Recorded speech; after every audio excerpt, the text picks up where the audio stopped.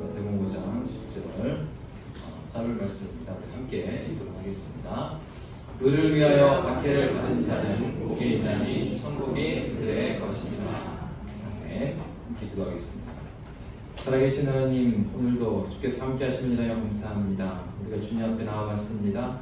이 시간에 주의 말씀을 들을 때 우리의 삶 가운데 주님 의지하고 주님과 함께 할 수 있는 은혜를 우리에게 더하여 주시옵소서. 감사하며 예수님 이름으로 기도합니다. 아멘. 오늘 본문의 말씀은 이 팔복의 마지막 8번째 복에 대해서 예수님께서 말씀해 주고 있습니다. 팔복의 8번째 복인 의를 위하여 박해를 받는 자의 복의 특징은 첫 번째, 심령이 가난한 자는 복이 있나니. 심령이 가난한 자, 팔복에서 첫 번째의 심령이 가난한 자가 받은 복과 같은 복을 받는다는 거죠. 첫 번째 복에서도 어떻게 말했습니까? 3절에 보면 심령이 가난한 자는 복이 있나니 천국이 그들의 것입니다. 근데 마찬가지로 10절에서도 박해를 받은 자, 의를 위하여 박해를 받은 자도 천국이 그들의 것입니다 라고 말하고 있습니다. 유대인들의 그 표현법에 보면 이렇게 교차대국법이라는 게 있어요. 그러니까 첫 번째 중요한 얘기를 하고 그리고 마지막에도 동일한 얘기를 하는 거죠. 그래서 이 하나님 나라의 백성들, 하나님 나라의 백성들의 가장 큰 복이 뭐냐? 천국이 그들의 것입니다 라는 것입니다. 그래서 첫 번째에 있었던 심령이 가난한 자는 복이 있나니 천국이 그들의 것이다 라는 것은 그가 처음으로 그리스도 예수의 사람이 되었을 때의 그 복을 말한다고 한다면 10절 같은 경우에는 이런 걸 말하는 거죠. 그렇게 심령이 가난한 자가 이제 예수를 만나게 되면 바로 그가 심령이 가난한 자가 되어서 하나님을 추구하며 살아가는데, 하나님을 추구하며 살아가는 신자의 삶에는 뭐가 있다고요? 10절의 말씀에 의하면 박해가 있다는 거예요. 그리고 그 박해가 있는 자들에게 천국이 그들의 것입니다. 3절에서 의미하는 천국이 그들의 것임하고 10절에서 말하는 천국이 그들의 것임 좀 차이가 있어요. 그러니까 10절은 3절에서 말했던 첫 번째 천국이 그들의 것입니다라는 처음으로 우리가 하나님을 인격적으로 만났을 때 하나님께서 주시는 그 감격, 2절에는 내가 누려보지 못했던 하나님 나라의 그 기쁨과 풍성함과 충만함 때문에 감격이 있잖아요.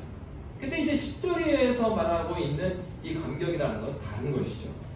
동일하면서 다른 거예요. 어떤 면에서요? 어떤 면에서 동일합니까? 하나님 나라, 마지막 부활의 때에 영광스러운 하나님 나라를 현재적으로 경험하는 것에 있어서는 동일한 것이지만 10절에서 말하는 천국의 그들의 것입니다라는 건 뭐겠어요? 그가 신자로서 예수 때문에 살아가게 되면서 오는 박해, 그 박해 가운데 그가 경험하는 예수님의 말씀이 경험되어지는 면에서 다른 거죠. 여러분 그거 있지 않습니까? 하나님을 사랑한다고 했을 때 우리가 일반적 가운데서 남녀가 사랑할 때도 마찬가지죠. 여러분 그러잖아요. 연애했을 때 사랑하는 그 사랑한다는 친구들의 마음도 진실될 거예요. 진실될 거예요. 그렇지만은 자녀들이 연애하면서 내가 누구누구를 사랑해 그러면 초등학교 때 우리 반에 있는 누구누구를 내가 사랑하는 것 같아. 그랬을 때 진지하게 들어주지만 부모가 속으로는 웃지요. 그래, 사랑을 많이 한번 해봐라.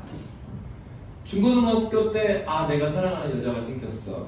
그러면 이제 어머니가 근심하기 시작하죠. 좋은데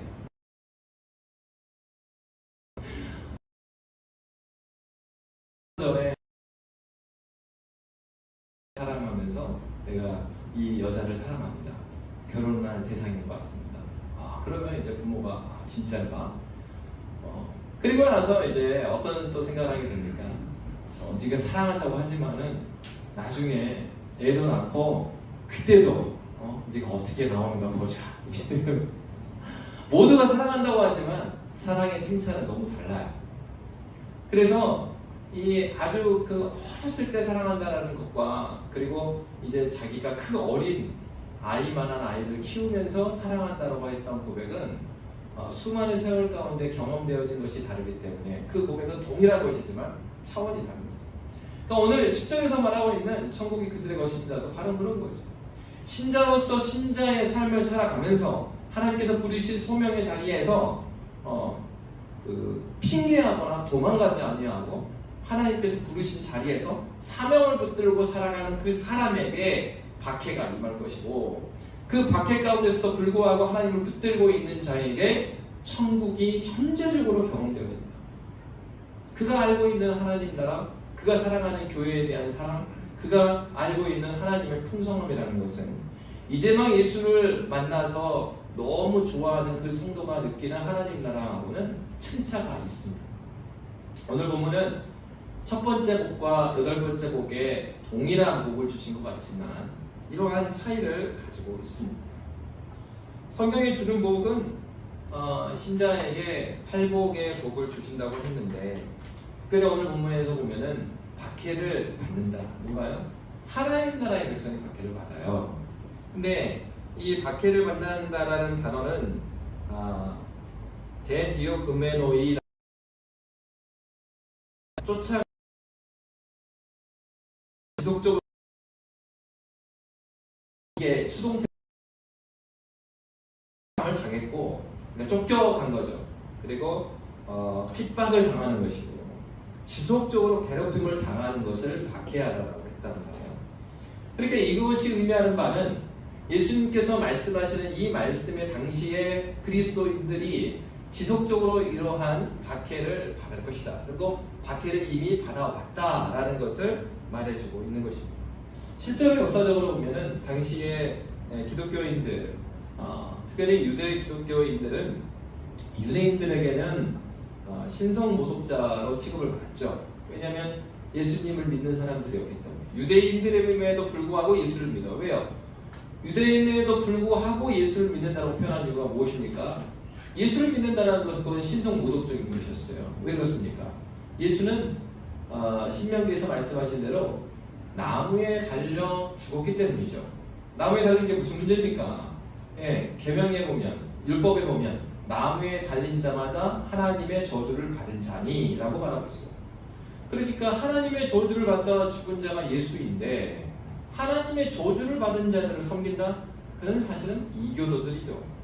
유대인임에도 불구하고 그가 예수를 믿는다는 것은 바로 신성 모독적인 일이었어요. 그렇기 때문에 하나님 율법에 어긋난 자를 섬긴다는 것 자체가 반역 아닙니까? 여러분 조선시대 때 생각해 보십시오. 반역을 일으켜놓고 그 왕이 죽였단 말이에요. 근데 죽인 자를 섬기는 무리가 나타났어요. 그러면 그들은 역도들이죠. 모두 소탕해야 되는 것입니다. 그러니까 바울이 사울이었을 때, 그가 예수를 만나지 않았을 때 예수 믿는 자를 잡아 죽인다는 것이 무엇을 의미하겠어요? 조선시대로 말하면 역도들을 소탕하는 아주 충성스러운 일꾼인 거예요. 그러니까 예수를 알지 못하니까 바울도 충성스럽게 살았어요. 그 자신도 그렇고 유대인들도 그렇고 어떻게 생각했습니까?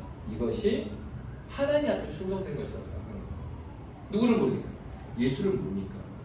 그러니까 초대교회 당시에 예수를 믿는다라는 것은 유대인들에게 있어서는요, 저는 신성 모독자들, 소탕해야 되는, 죽여야 되는 자들이었어요. 그리고 이방인들에게는 어떻게 취급을 받았습니까? 이방인들에게서는 당시에 로마 황제 숭배가 있었습니다. 근데 로마 황제 숭배라는 것은 그들이 어떤 유일신 사상을 가지고 그렇게 한 건 아니에요. 정치적인 통치 목적으로 하거든요. 그러니까 1년에 한 번 정도 그냥 충성 맹세하면 돼요. 로마 황제에게. 그리고 나서 이제 자기 섬길 신 섬기고 막 하면 되거든요. 근데 이 유대인들, 예수를 믿는다라 하는 이 기독교인들은 아주 독해가지고 그것도 안 한다고요. 그것도 안 한다고. 순교자들의 글을 보면은 어떻게 한 번도 나를 배신하지 않은 예수께 내가 어떻게 배신을 하겠느냐. 처형을 하려고 하고 이제 화형을 집행하려고 하는 자가 그렇게 말하는 거예요. 선생님이시여, 한 번만 그렇게 하시겠다. 그럼 이게 다 없어질 수 있습니다. 그렇게 말했단 말이에요. 예수는 그래 숭배를 거부하는 그러한 자들, 그들이 그리스도인들이었죠. 그래서 우리가 빌립보서에서도 봤지만은 도시들마다 당시에 길드가 있었습니다. 그래서 비즈니스를 하려고 하면은 어떤 길드 안에 들어가지 않으면 비즈니스가 안 되죠. 그러니까 자기네 그 라인 있잖아. 자기네 라인 안에서만 거래해주고 또 그 이권을 주고 하니까 거기에 들어가지 않으면 안 돼요. 근데 다들 어떻게 했어요? 비즈니스 세상에서 누구하고 협력을 하려고 그러는데 그 사람을, 그 회사를 여기 그룹에 끼워줬어요. 근데 끼워주는데 이 모두에게 피해를 준다 그러면은 누가 그 기업을 이곳에 넣어주겠어요? 뭐 그런 거는 지금도 상식적으로 안 될 일인데, 당시의 그리스도인들이 어떤 사람들이었습니까? 로마 황제의 숭배를 거부하기 때문에 이 사람이 그리스도인이 알게 되면 이 기업가라 이 사람과는 이 길드에 같이 하려고 안 한단 말이에요. 이 사람 때문에 우리 길드가 모두 다 불이익을 받으면 안 되니까. 그러니까 어떻게 했습니까?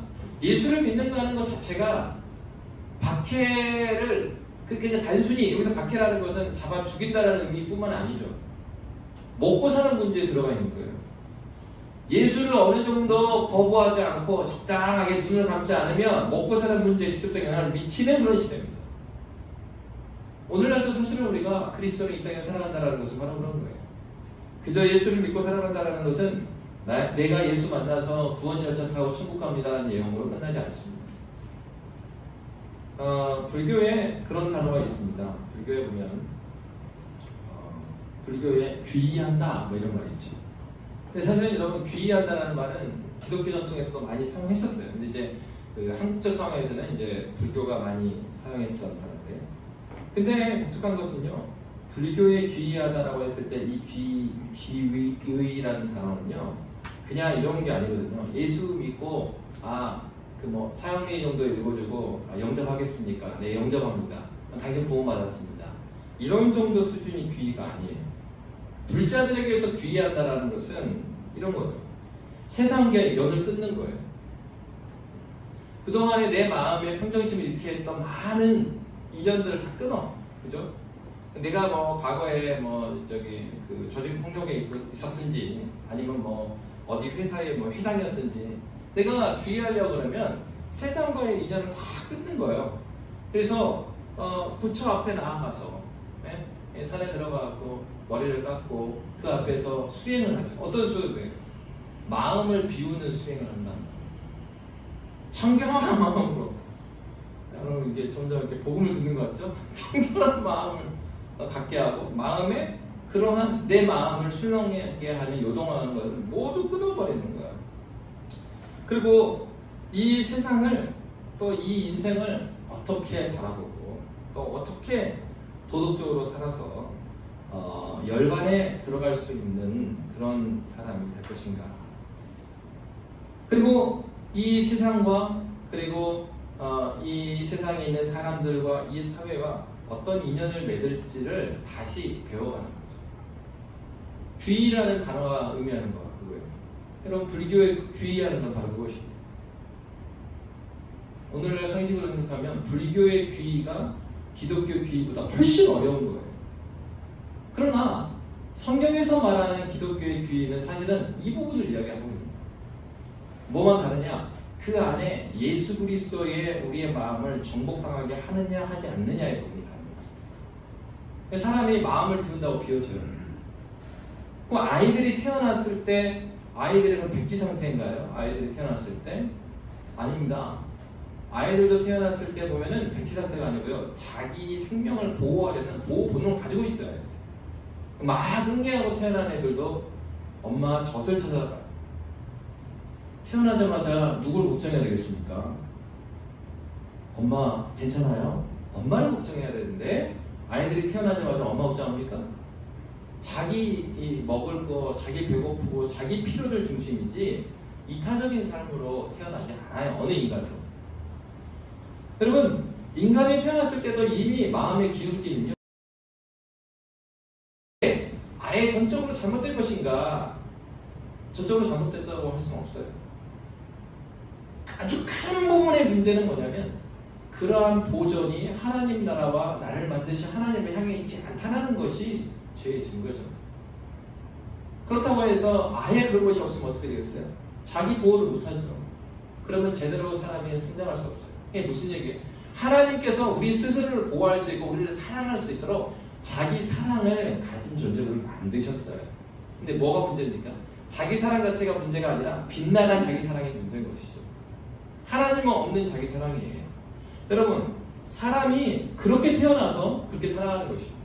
예수 믿는다라는 것은요, 단순히 내가 예수님을 깊이 만났습니다.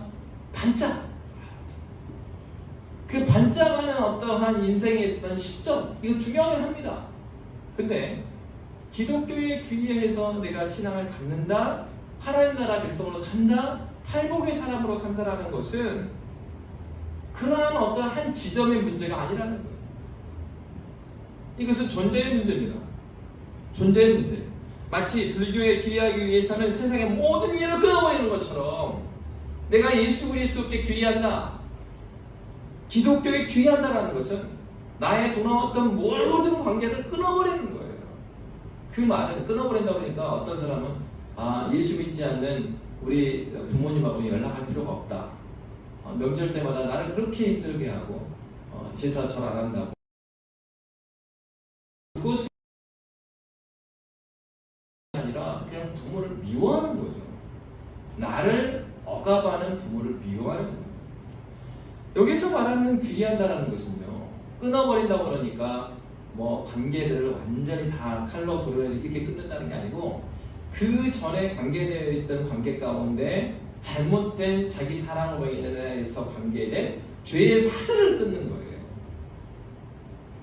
내 이익을 위하면은 만나 사람을 만나는데 그런 사람도 있습니다. 그 사람 이 사람하고 한 10초만 앉아 있으면은 이 사람을 같이 가야 될 사람인지 안 가야 될 사람인지 안다고 하는 기업가들 있죠. 굉장히 비인간적인 사람들 아니에요.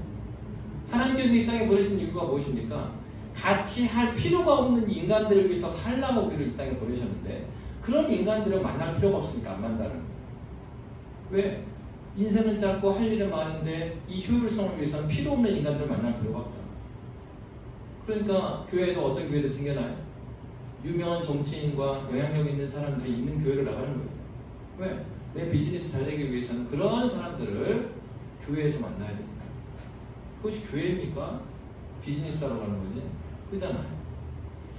하나님께서 우리를 보내신 이유는 그러한 빗나간 자기 사랑을 충만하게 하라고 교회에 보내신 게 아니고 하나님 나라 백성으로 보내신 게 아니시고, 그러니까 하나님 나라의 백성으로 내가 살아간다는 얘기는 그 전에 있는 모든 죄에 관계된 세사들을 끊어버리고 다시 한번 그 관계를 다시 생각하는 거예요.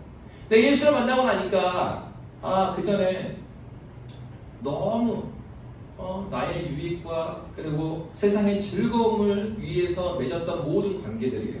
예수를 믿고 나니까 어떤 생각이 들어요? 이 관계들이 하나님의 나라에 도움이 하나도 안 되는 거예요.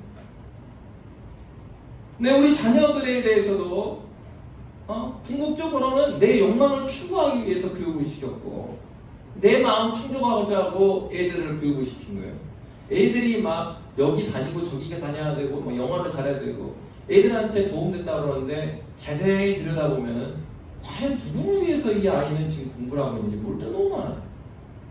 엄마의 열등감을 충족시키기 위해서 애들이 존재하는 게 아닌데 아빠의 그러한 사회적인 지위의 열등감을 충족하기 위해서 애들이 나온 게 아닌데 아이들을 그렇게 키워나가는 거죠. 그것은 하나님 나라 전혀 관계가 없어요. 그러니까 예수를 만나고 나서 모든 관계를 다시 정리해 보는 거죠. 우리 자녀의 관계, 남편과의 관계, 그리고 또 이 사회에서 비즈니스 관계 가운데서 나는 이 관계를 어떤 식으로 맺어요?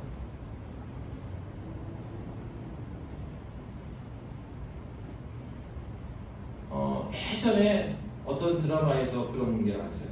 한 공기업에 다니는 두 분이 있는데 한 분은 그냥 지금 팀장으로만 딱 있고 승진이 안 되는. 근데 한 분은 그 공기업에 거의 이제 사장으로 있는 거예요. 둘이 동기예요. 근데 이제 이 사장으로 있는 분이 굉장히 어려움을 당했어요.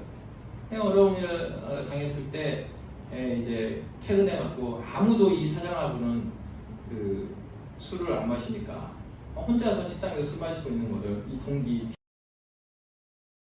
팀장에 가가지고 이제 술 마시면서 술 따라주면서 야, 너 거기 혼자 술 마시고 있냐?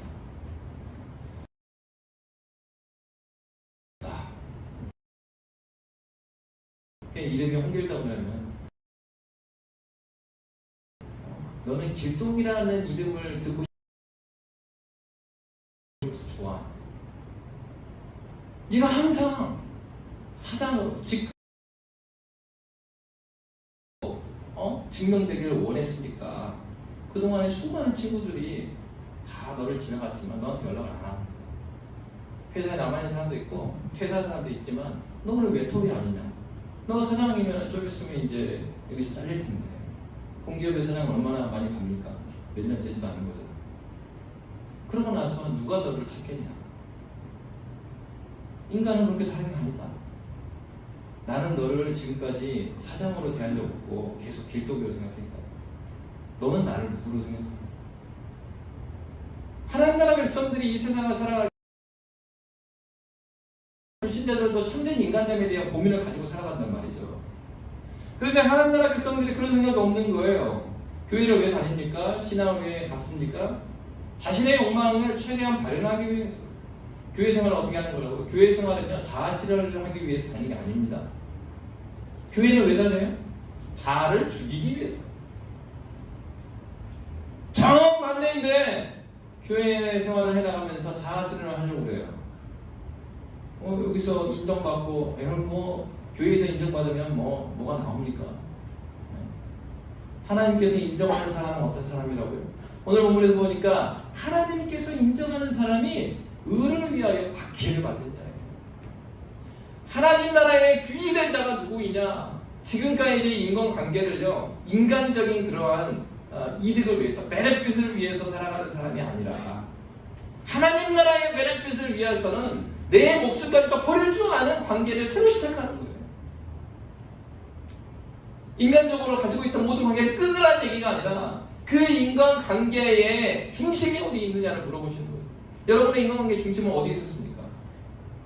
그 관계가 하나님 나라의 입대인 관계로 변화되어 있는 것인지 아니면 그 관계의 통로가 나의 이익을 위해서 하고 있는 거예요. 연결이 있어요. 근데 그 수도관을 다 자기 집으로 연결해 놓는 거예요. 이 수도관을 자기 집에다 연결해 놓는 게 공무원의 일이 아니라 이 수도관을요, 각 집에다가 연결해 놓고 그 다음에 정말 좋은 물이 있는 수원지에다 연결하는 게 공무원의 일인데, 그 공사에서 일하는 사람이 이 좋은 물들은 다 자기하고 이익이 있는 관계되는 사업장에다가 다 연결해 놓고 별로인 2급수, 3급수는 가정에다 뿌려놓고 이렇게 되면은 사회가 어떻게 돌아가겠어요?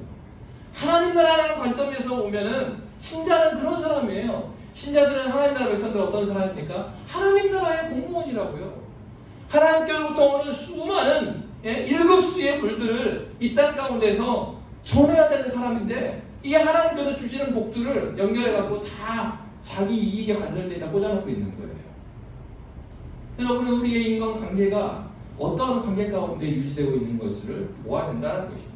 하나님 나라 백성이 된다는 것은 이러한 모든 관계, 하나님과의 관계, 이웃과의 관계가 변화되지 않는다.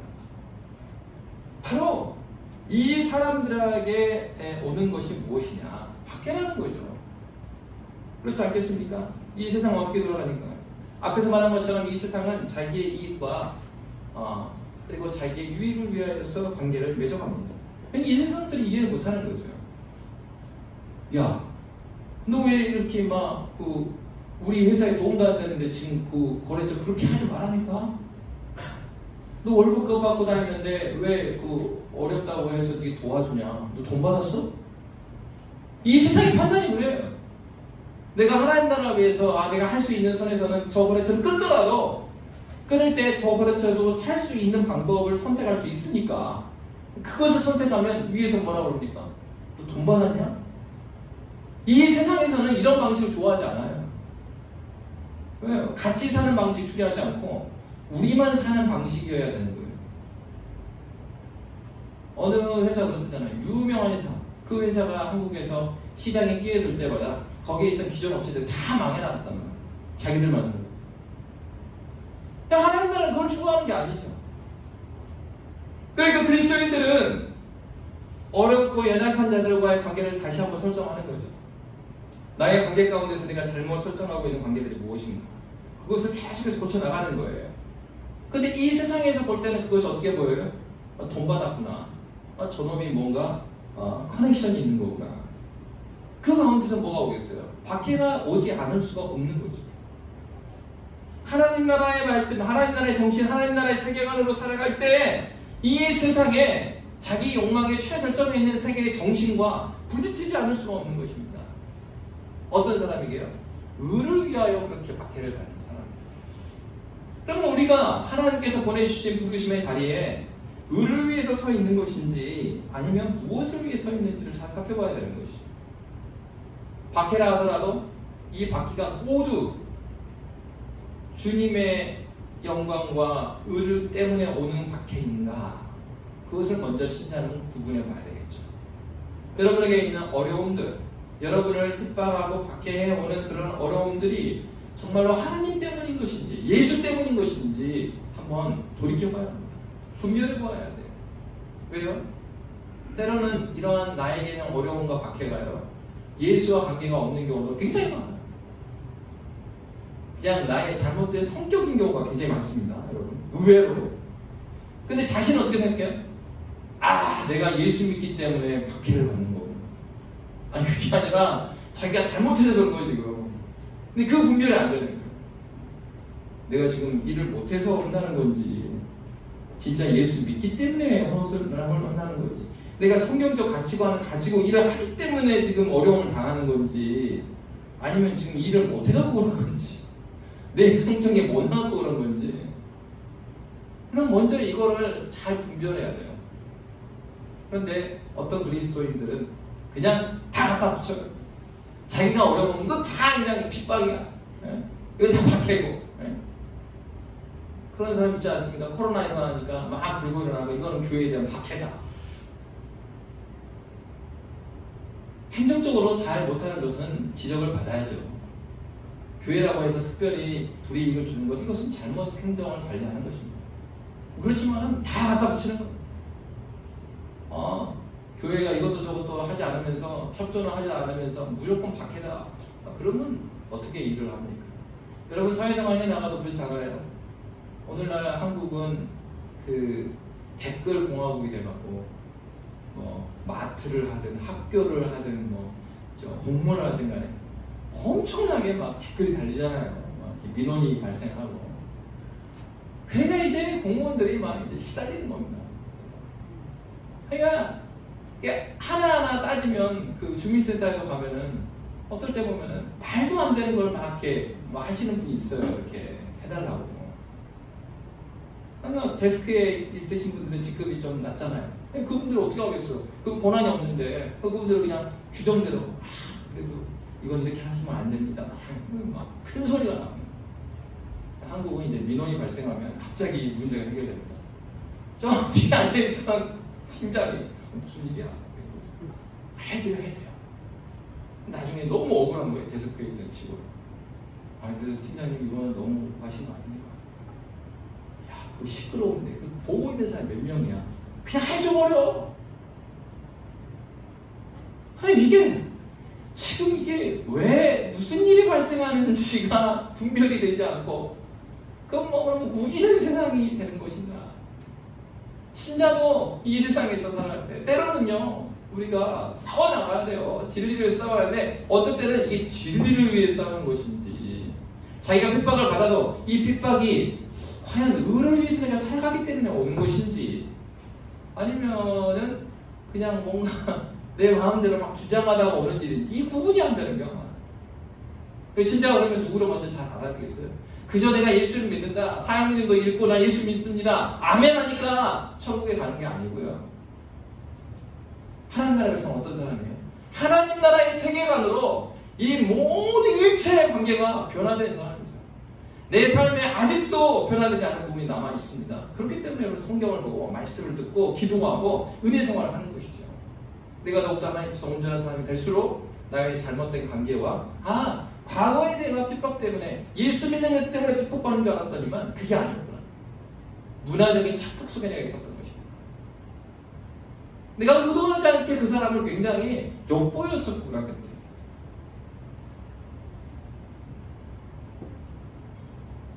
저도 과거를 생각해보면 때로는 그때는 믿음을 지킨다고 생각했던 일들 중에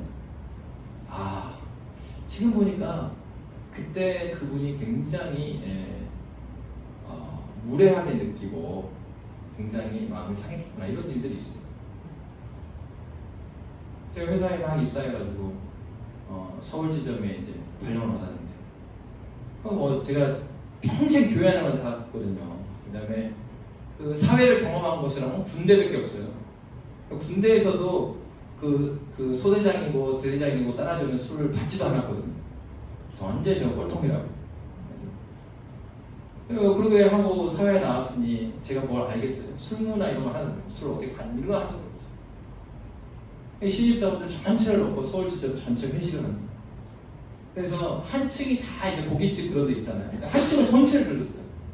모든 사원들이 이렇게 다 앉아있는데 생각해보니까 우리 계열사의 부사장이 그때 그 같은 지역 분이었어요. 회사들 내부에 또 그런 게 있잖아요. 그래서 보니까 저희 서울 지점에 저희 부서의 팀장이 고등학교 선배였고 나중에 보니까 제가 퇴사할 때 보니까 근데 이제 그게 엄청 많은데 그 부사장님이 오셔가지고 이렇게 와갖고 이제 한마디씩 하시고 돌아가면서 이제 술을 따라주는데 시간이 없으니까 막 와가지고 우리 팀으로 온 거예요. 우리 팀만 술을 따라주고 간 건데 그때 그 중에서 신입사원들한테만 이 세 명한테 술을 따라주고 가는 거예요. 근데 나중에 보니까 이게 이제 회사 안에서 이분이 나름대로 자기 이렇게 라인 관리를 하시는 거였는데 뭐 그때는 뭐 그런 거 아닙니까? 이제 세 명이 신입사원이 있는데 앞에 동기들 2명 술 따라주니까 다 이제 받고 막 했는데 제가 뭐 술문을 뭐 알아요? 뭐 하나도 모르지. 그래도 따라주려고 했는데 저는 안 마십니다. 100명이 넘는 직원들이 한 층의 식당인데 갑자기 그 영화에서 그 스탑 장면 있잖아요. 그 개미 기어가는 소리도 안 나는 쫙 정막이 그런가? 그래도 내가 사장인데 좀 따라주면 받으면 안 되나? 그래서 다시 이렇게 고유를 굉장히 이제 그분은 제스처를 잘해주신 거죠. 사실 생각해보면. 근데 제가 그 다음에는 저는 교회 다니면서 안 마십니다. 두 번째 이제 살얼음이 세 번째로 이분이 이제 저에 대해서 자세히 모르니까 뭐 아버지가 목사님도 아니실 텐데 좀 받으면 안 돼? 그리고 다시 이제 아버지 목사님 그래? 알았어. 그래서 멋쩍이 하면서 그날 신입사원 환영회가 어떻게 됐겠습니까? 나중에 팀장님이랑 우리 라인에 있는 이사들이랑 불러갔겠죠. 나중에 팀장님이 와서 막 뭐라고 그러더라고요. 그래도 넌 고등학교 선배를 그 엿먹여도 너무 심한 거 아니냐? 잔이라도 받아야지. 잘 몰랐어요. 정말 그것이 문화적인 부분이 있는데 신앙의 중심의 문제라고 생각했기 때문에 이게 그때는 이것이 이 신앙의 싸움이구나. 박해에 관련된 얘기구나.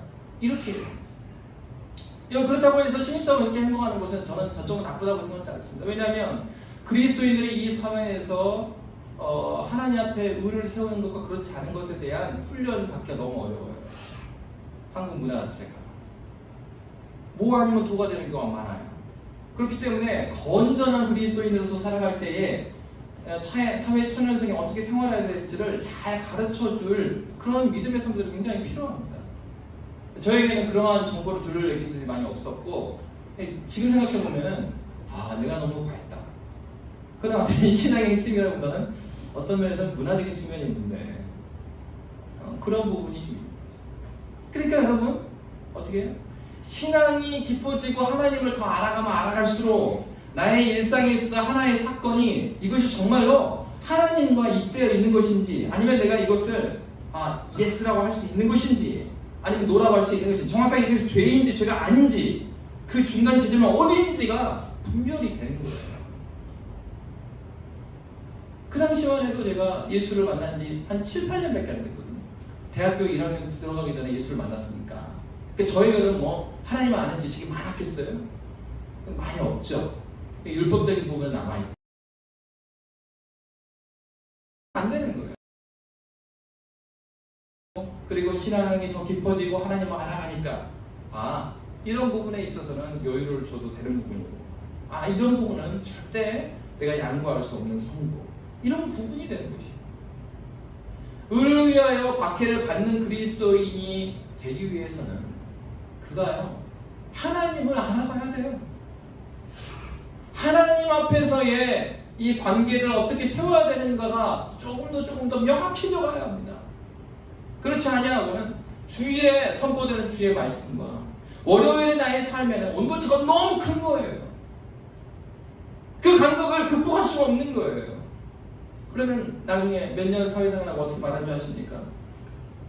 그건 신입사원 때는 고민하는 거지. 뭐 시간 지나면 다 해결되고, 그런 거 고민할 필요 없어. 아니죠.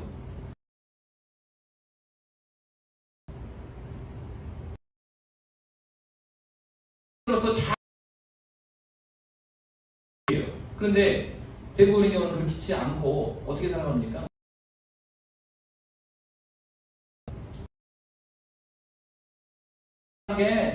술에 불탄들, 물에 불탄들 적응해버린 것이에요. 적응해 가서 몇 년 후면 문제가 안 된다는 것은요, 그것은 신앙에 있어서 싸움을 잠깐 눈 감으면 그 나이 때는 그 나이에 진지한 고민을 그대로 받아줄 수 있어요. 그리고 그 싸움을 해 나가도록 도와줘요. 물리적으로 그냥 술은 죄고 아니야 이런 문제가 아니고, 네가 생각할 때 하나님 앞에서는 어떻게 하는 것이 하나님의 덕을 나타내겠으면 좀 더 고민해봐라. 그리고 우리의 영역이 다 다르고 우리의 위치가 다 다르기 때문에 그때 그런 동일한 거 있어야 될 것인가 하는 것은 동일한 거예요. 네가 알고 있는 하나님 앞에서 너는 신앙에 아무런 거리낌 없이 그렇게 행동하는 것이 무엇인지 진지하게 하나님께 고민해 나가야 한다. 왜냐하면 네가 지금 사회 초년생에서 이 문제를 만나고 있지만 2년, 3년, 4년, 10년 지나도 이러한 하나님 앞에서의 고민은 끊이지 않기 때문입니다. 전제는 뭡니까? 네가 참다운 그리스도인이라고 한다. 우리 그리스도인들은 죽을 때까지 이 싸움이 어느 정도 사회가 내 경제 수준이 안정되고 가정이 안정되니까 그런 고민이 없다. 하나님 앞에서 기도 제목이 있으십니까? 저는 문제 없습니다. 문제 없는 것이 가장 심각한 문제입니다. 전혀 이 세상과 같을 수가 없는 하나님 나라의 백성의 정체성을 가지고 살아가는데 이 세상을 살아가는 신자에게 아무런 기도 제목이 없고 아무런 문제가 없다고 한다면 그가 참나온 그리스도인지를 의심해봐야 합니다. 나의 작은 문제 하나하나를 하나님 앞에서 열심히 몸부림쳐보지 않은 사람이 어떻게 자녀의 진로의 문제와 내가 이사 가는 문제와 그리고 직업을 바꾸는 문제와 이 문제를 하나님 앞에 내놓고 기도할 수 있겠습니까? 그거는 죽었다 깨어나도 불가능한 일입니다. 나의 일상의 문제에서 하나님 앞에서 몸부림치는 그 몸부림침이 없는 사람이 어떻게 하나님 안에 그 큰 구속의 역사 가운데 있는 내 자신의 문제에 대해서 하나님 앞에 물을 수가 있겠어요? 죽었다 깨어나도 있을 수 없는 일이에요. 교회를 평생 다녀보십시오. 그 사람 그런 일이 일어나지 않습니다.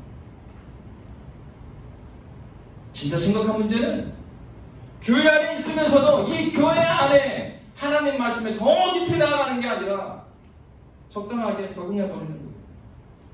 그래 의를 위하여 박해를 받는 거 좋은 얘기지. 천국이 그들의 것입니다. 그래 나는 천국 가지. 구원열차 탔으니까. 여러분 성경에서 말하는 복음은 그런 것이 아닙니다. 그리스도인이기 때문에 시름을 당하는 것이에요. 여러분 소크라테스의 친구가 있었대요. 근데 알키비아데스라는 친구가 있었대요. 근데 이 친구도 굉장히 똑똑했어요. 근데 이 친구도 굉장히 똑똑한데 굉장히 방탕한 삶을 살아요. 똑똑하면서 이렇게 타락한 삶을 사는 거예요. 근데 한 번은 소크라테스한테 그랬대요. 이 소크라테스를 좀 싫어해, 이 친구가. 소크라테스, 야, 너는 왜 나를 싫어해? 진짜 듣고 싶어? 맞아. 내가 왜 싫어? 내가 너를 네가 정말 싫은데. 왜냐면은 너하고 함께 있잖아? 그러면은 내 자신이 누군지 자꾸 의식이 돼. 그래서 나는 네가 싫어. 여러분, 뭐 소크라테스가 그리스도인이 아니었냐 그럼 그걸 말하기 위한 게 아니고 신자는 이런 사람이라는 거죠. 주님을 알지 못하는 친구일 수도 있고 주님을 알지 못하는 동료 때로 이렇게 말하는 거예요. 야, 술도 안 마셨는데 너한테 이런 얘기를 한다. 무슨 얘기? 아, 널 보면 솔직히 좀 내가 좀 부끄럽다. 하여튼 너는 좀 독특한 놈이야. 뭐가? 내가 맨정신에 인간하게 쪽팔리지만 하여튼 너는 나하고 살아가는 그 세계가 다른 것 같아. 그 얘기가 이 얘기죠. 네가 있는 게 그러니까 너란 놈은 참 좋은 놈이야.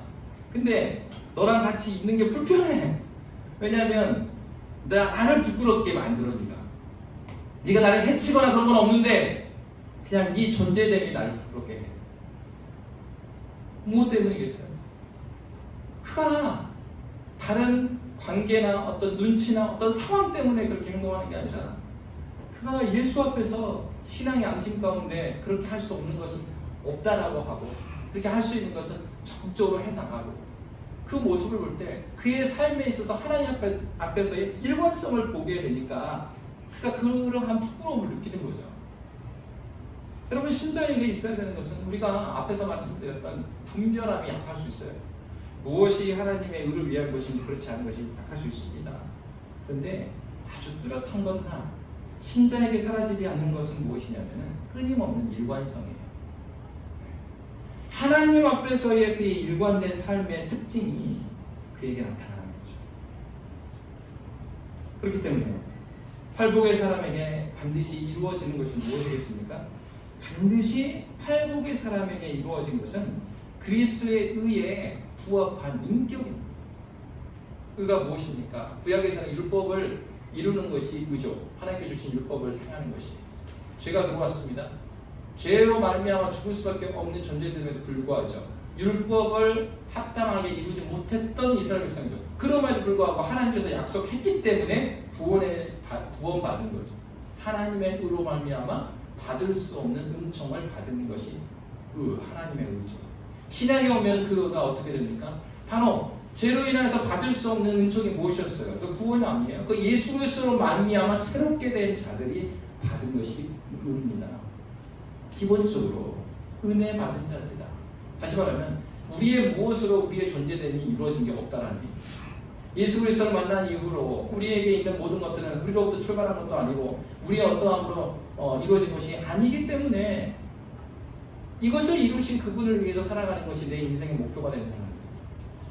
그렇기 때문에 어느 곳에 가든지 요동하지 않음은 주의 팔이 나를 안보하기 때문입니다. 예수 그리스도가 나와 함께 하시기 때문에 나는 안보할 수가 없다. 내가 신앙의 양심 때문에 그거 안 되겠다. 내가 한번 눈 감아 줄 수 있는데 그거는 내 존재 자체를 무너뜨려 버리는 것이다. 정말 미안하다. 내가 인간적으로 나한테 참 미안한데 이건 안 되겠다. 어떤 회사의 규정 그런 측면이라기보다는 내 존재됨에서의 문제다. 미안하다.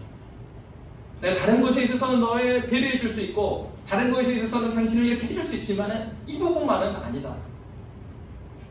네가 이해해 줄 수가 있고 이해 못할 수도 있지만 이 부분은 어쩔 수 없어. 여러분, 그렇기 때문에 신자는요, 어떤 면에서 모든 사람들한테 인기남이 될 사람들은 아니에요. 모든 사람에게 좋다라고 평가받을 그런 부담감을 가지고 살지 마십시오. 때로는 예수 때문에요, 핍박을 받아야 되는 거죠. 예수 때문에 손해를 받아야 되는 거죠. 예수 때문에 고난을 받아야 되는 것입니다. 고난의 길을 걷지 않고는 하나님 나라의 영광을 경험할 수 없기 때문입니다. 그래서 그리스도인들은 윤리적이 되려고 해서 윤리적이 되는 것이 아니에요. 착한 일을 하려고 해서 착해지는 게 아니라고요. 그리스도인은 그가 예수 닮은 인격으로 예수 닮아가기를 애쓰는 삶을 살아갈 때 윤리적인 삶이 나오는 거예요. 그렇게 살려고 하지 않아도 예수 닮아가려고 하니까 그럴 수 없는 거예요. 그렇잖아요. 사표를 내고 싶은데 내가 사랑하는 자녀 때문에 못 내겠는 거예요. 또 내 사랑하는 아내 때문에 못 내겠는 거예요. 여러분 진정으로 예수 사랑한다 그러면은 예수를 사랑하기 때문에 내가 그거 해주고 싶지만은 나 예수 사랑하는 것 때문에 하면 안 되겠다고. 이게 안 돼서 안 되는 거예요. 아니요. 예수 때문에 내가 이 결정하고 있는 거라고. 그게 나와 관계하고 있는 사람도 그걸 느끼는 거죠. 아, 저놈은 아주 그냥 예수 문제라면은 그 중간이 없어. 저놈 됐다. 그만하라 그래. 그 팀장은 그 부분에 있어서는 안 돼. 그냥 됐어. 우리의 존재는 우리의 관계 가운데 우리의 어떠한 그것 때문에 우리의 무엇이 발현되는 사람입니다. 그래서 예수를 믿는다는 것은 예수가 아닌 것과 끊임없이 싸운다는 것이죠. 그래서 사도가 이렇게 말했습니다.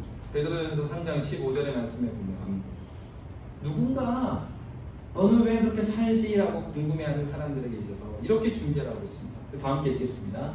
시작.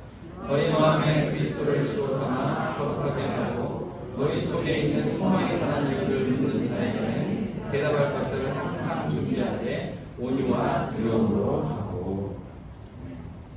그렇습니다. 너희는 왜 이렇게 사느냐? 라고 할 때 언젠가 우리의 사는 방식을 한편으로는 답답해질 수도 있고요. 한편으로는 진짜 궁금해서일 수도 있고요. 그렇게 물어볼 그때를 대비해서 우리가 이 소망에 관한 이유를 묻는 자에게 대답을 가서 항상 준비하는 삶을 사는 거예요. 그거 다른 게 아니에요. 뭘 외우고 그렇게 하는 게 아니라 예수 닮아가고 예수 안에 사는 거예요. 예수 안에 사는 거예요.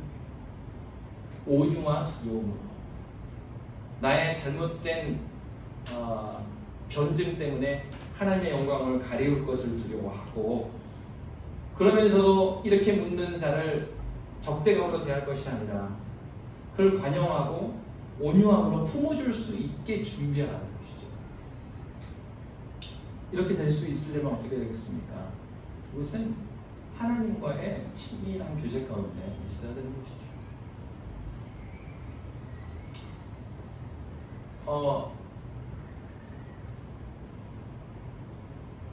첫째 아이가 병원에 입원했어요. 입원했는데 입원할 때 간호사가 그래요. 핸드폰을 건네줘요. 그래서 소통을 해야 된다. 부모는 들어올 수 없다. 그래가지고 이제 아침 저녁으로 하는 일들이 배터리 갖다 주는 일을 할 수 있는 거. 근데 이제 어제 저녁에는 어떻게 하다 보니까 그 핸드폰이 와이파이가 안 잡혀가지고 노트북을 갖다 줬어요. 노트북 와이파이를 병원 와이파이를 잡아 갖다 줬어요. 그런데 어제 저녁 이후로 연락이 안 되는 거예요. 오늘 아침.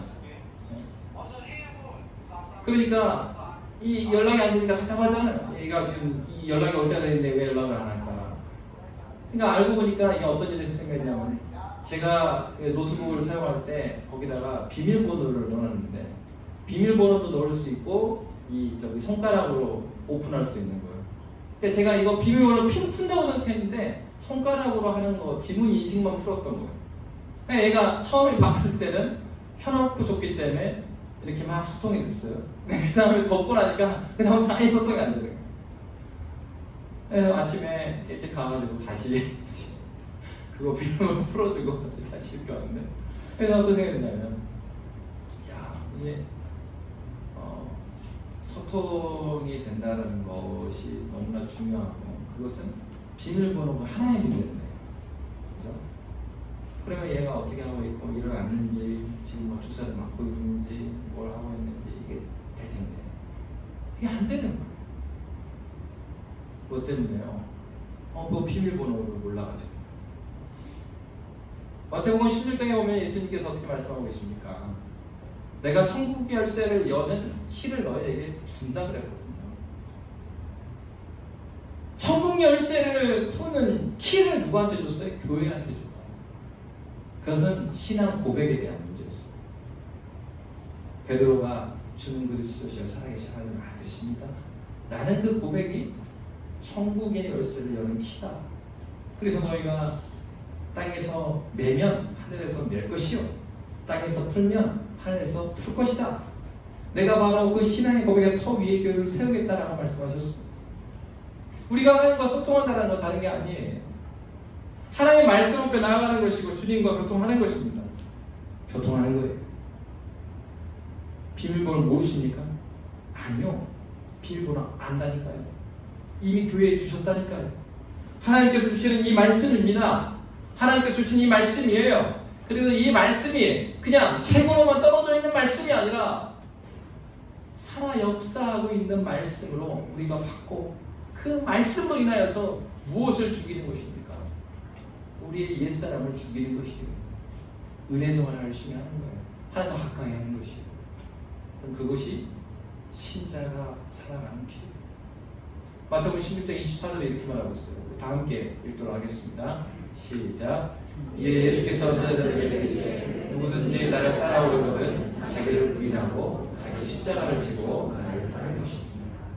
여러분, 예수님이 지신 십자가를 우린 질 수는 없어요. 그러나 예수님께서 말씀하셨어요. 예수님 따라오려면 어떻게 하라고요? 자기 부인하라고요. 자기를 부인해야 되는 거예요. 내 욕망을 십자가에 못 박아야 되는 거예요. 그런 사람에게 뭐가 있다고요? 자기 십자가가 있어요. 사람마다 그 십자가가 다 달라요. 어떤 사람은 자녀가 십자가 될 수 있고, 어떤 분은 내 사업이 십자가, 내 십자가 될 수 있고, 그건 다 달라요. 자기 십자가는 다 다를 수 있어요. 그러나 동일한 것은 그리스도의 예수의 십자가 때문에 마땅히 내가 지닌 이 십자가를 마땅히 지는 것으로 여기고 감사하며 하나님 앞에서 그 박해의 길이 될 수 있는 그 길을 걸어가는 거예요. 걸어가는 거예요.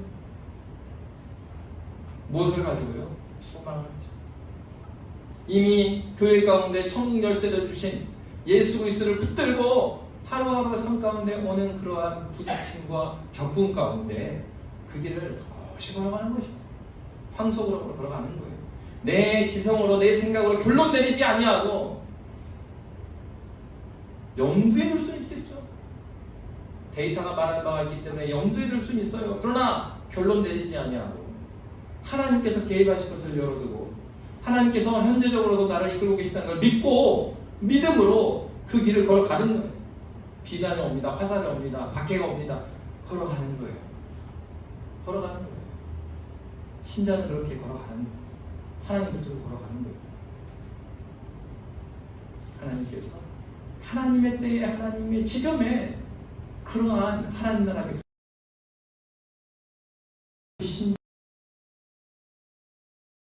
세상에 알 수 없는 그 사랑을 그는 알게 될 거예요. 가장 큰 복 중에 하나가 무엇입니까? 세상이 알 수 없는, 세상이 줄 수 없는 평안, 평안, 평안, 평안을 내게 주노라. 세상이 줄 수 없는 그 화평과 평안을 그는 간직하며 굳이 걸어갑니다. 여러분, 주님은 그의 산상선교를 말씀하시면서 우리에게 이렇게 말씀하셨습니다. 우리 누구일까요? 우리는 그 길을 걸어가는 삶, 이 길을 멈추거나 포기하지 마십시오. 걸어가십시오.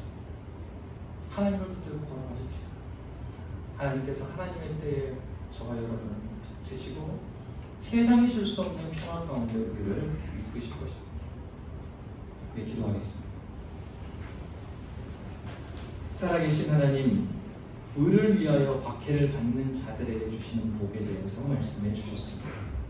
하나님, 우리가 하나님 앞에 더 깊이 깃대어 있게 하여 주시사 하나님과의 소통의 끈을 버리지 아니하고 모른다 하지 아니하고 비밀번호를 알 수 없다라고 말하지 아니하고 하나님 앞에 나아가 기도하고 하나님께 묻고 하나님께 가까이 하고 함께 걷는 믿음의 교회 되게 하여 주시옵소서. 주님의 은혜에 감사하며 살아계신 예수님 이름으로 기도합니다. 아멘.